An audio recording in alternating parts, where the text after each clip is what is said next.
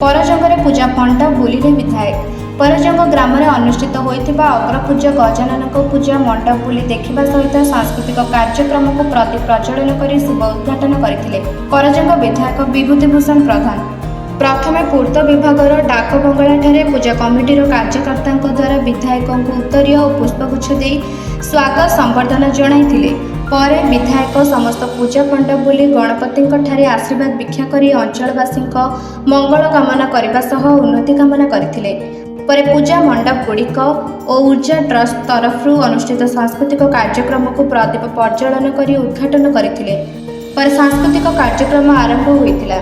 Bajrangbali club, Kingstar club, green mass club, the eagle club, united club, Badshah club, red night club और shine star club Patit Pawan club Gudi को बुली मीना बजार और दोलीर मजा ने अंचलवासी।